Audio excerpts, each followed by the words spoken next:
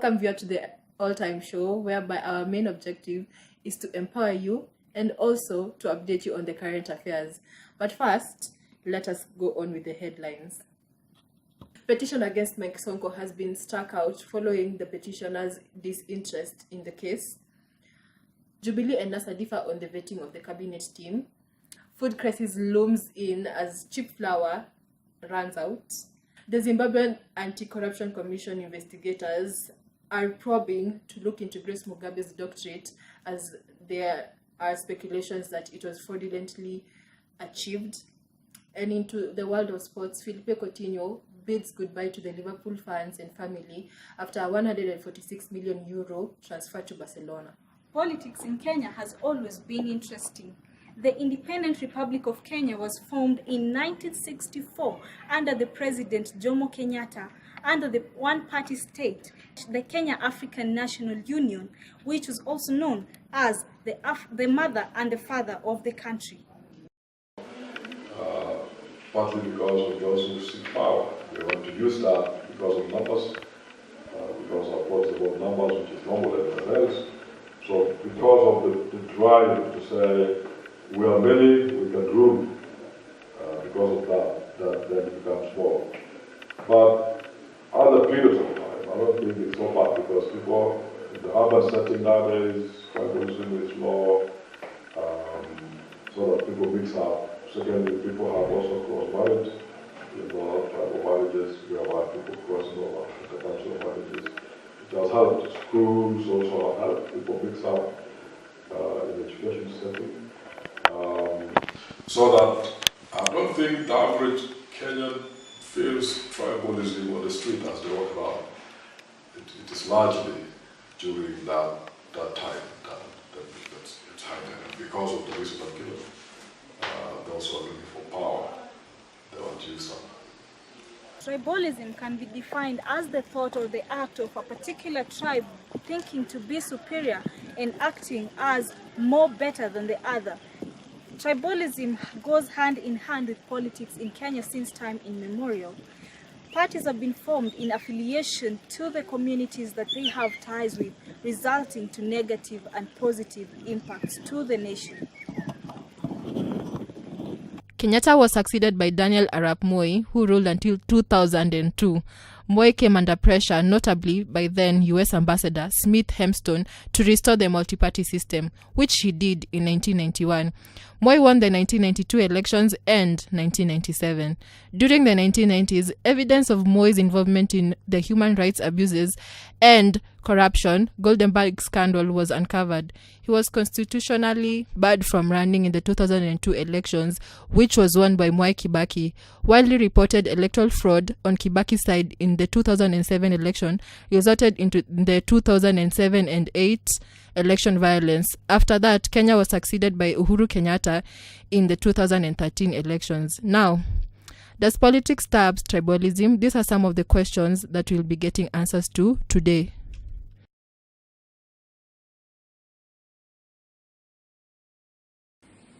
So the multi-party politics in our countries in Africa, on the one hand, it's a good thing. It's actually a good thing because it means people can align themselves as a group with specific policies, specific interests, and they can campaign and they can pool resources, because it's not easy for one person as an independent to find the resources, to reach the whole country. So multi-party politics has its benefits. Unfortunately, in many of our African contexts, we become so loyal to the party. It's almost like you're loyal to a church. Yeah? Pastor says this, or bishop says this, it has to happen. So Baba says this, or President Uhuru says this, and it has to happen. And everybody just follows. To the extent that when we are voting, even if we are voting at local level, when there are local interests, and we are presented with a choice, even at ward level, between an educated person who has a manifesto, which will improve the standards, and somebody who is favored by the party hierarchy, our tendency is to go with the person favored by the party hierarchy, not because of what she or he can offer, but because the godfather of the party has said this is the person. And that's tragic. I don't think that's what democracy is meant to be. From our several interviews and comments, it can be clearly seen that Kenya is a very tribal country, and the politicians have played a major role in this, considering that they are emotionally attached to the community. Ngoja. Ngoja. Ni sawa, hapo tu ndo umemeza. Hapa ni sawa? Eh. From our interviews and our comments, we can clearly see that Kenya is tribal, and politicians have been said to play a major role in this, considering that they are emotionally attached to the citizen. Reporting for All Time News, I'm Sheila Chelagat. Welcome back, viewer, and as I said earlier, we're going to be talking about politics today, and the main subtopic is, does our politics, does it make us more tribal, or are we just tribal in general? Does our politics bring out the tribalness in us, or we're just, you know, low-key tribal? And today with me in this is a guest who is a very opinionated young lady, Sheila Chelagat. Welcome to my show. Thank you. How are you doing? Fine, thank you. About you? I am excellent.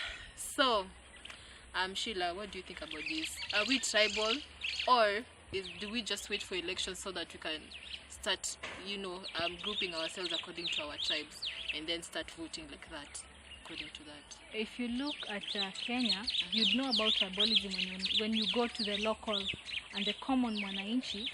Tribalism is not there on the middle standard people or the higher standard people. But if you go down there to the common, not poor, but had a bit hard life, you would know about tribalism, which is rarely a case, but it's not so much when it's not electioneering period at all.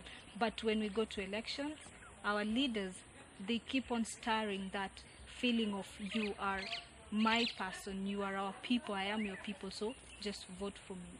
So this thing is just there during election, and after that we go back to our normal life.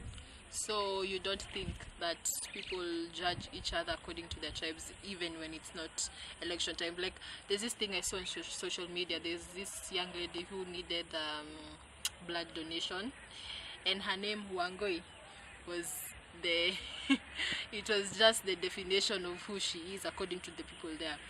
They were very mean, if that's what I'm going to say. They were like, you know, you should call the people in State House for them to donate for you the blood. Stop disturbing us here on social media. So you see, and actually the person who shared that was the famous Carol Radul. You know, she's Luo, and she shared that, and I feel like, what do you feel about that? That's a very, very sad situation. If you can prefer your tribe to someone's life which is equal to your life, that's a very sad situation, and it shows the rot in our society. I saw that particular tweet from Carol Rado, and seriously, that was during electioneering period, and people were all tribal. Like, if you want blood, go get it from your tribe. If you want help, go get it from your tribe. And really, literally, we cannot, a man is not an island. We cannot survive like that. So it was just a sad situation. Pretty sad. I agree. But you don't have any instances whereby you don't think it was the election or the political climate that influences us to think like that, like this, like Kenyans, we just wait for that period to unleash it? Or you don't think there's any other issue that that is not politically affiliated that comes with this tribalism of ours? Rarely, but if not politics, it's the job opportunities.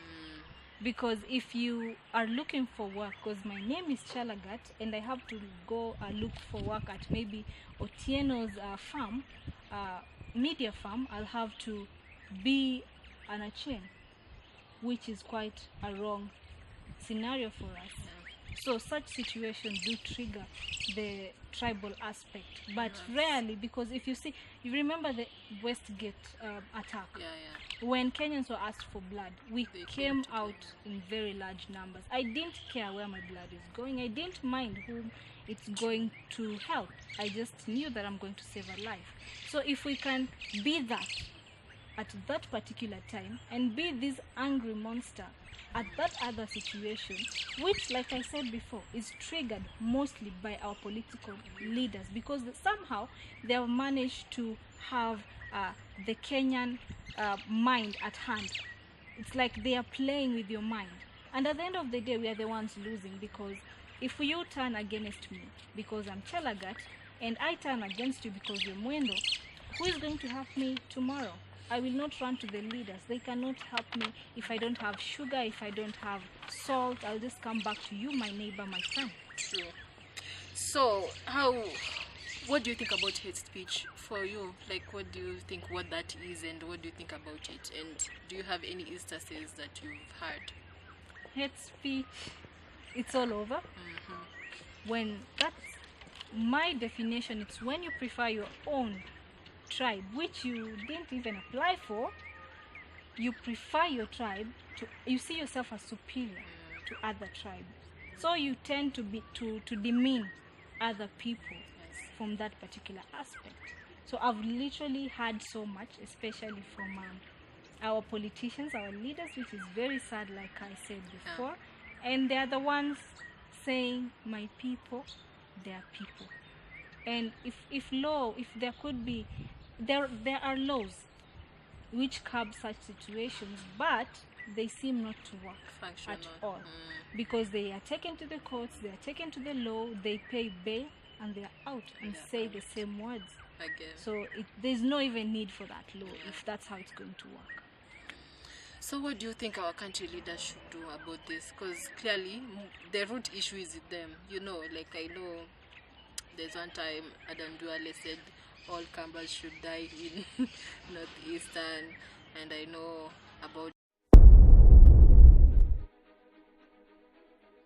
Kila ninapojitazama kwenye kioo, naiona asili yangu, nauona mwanga ukiangaza matumaini yangu, nasikia vilio vyenye hisia ya kujenga Kenya, ninaziona ndoto za Wakenya wenye maono sawia na yangu, ninauona uchumi wa nchi ukizidi kuimarika, ninaziona nafasi za kazi zikiongezeka, naiona nafasi yangu katika maendeleo ya nchi, ninaihisi nchi yangu ikiniita, na ndio maana ninatia bidii ili nitimize wajibu wangu.